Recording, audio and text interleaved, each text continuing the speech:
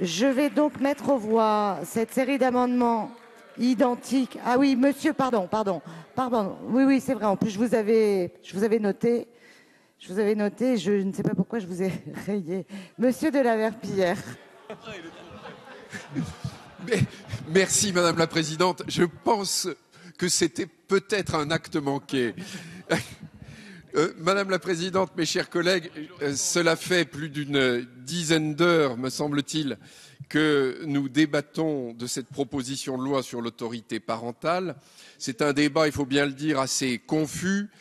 Il y a une chose qui est claire, c'est que ce texte poursuit en fait deux objectifs qui sont purement politiques dans l'esprit du gouvernement et du groupe socialiste. Il faut d'abord ressouder la majorité à un moment où 41 députés socialistes ont fait défection dans un vote très important récemment, il y a 15 jours. Et puis, par ailleurs, il faut aussi détourner l'attention des Français des problèmes économiques et sociaux que votre majorité et ce gouvernement ont créés. Donc personne n'est dupe. Mais du coup, il ne faut pas s'étonner si le projet que nous examinons, la proposition de loi, ce texte est particulièrement mauvais. Plus exactement, il y a dedans le pire et le médiocre.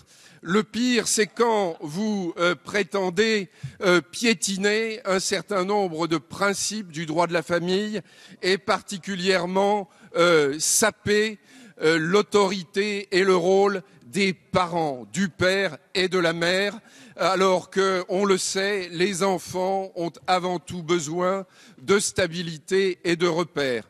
Et le médiocre, eh bien, on en a un exemple avec cet article 6 bis, où vous vous contentez d'enfoncer une porte ouverte, puisque vous prétendez codifier la possibilité pour le juge des enfants de modifier le montant de la pension, alors qu'il a déjà ce pouvoir selon la jurisprudence de la Cour de cassation.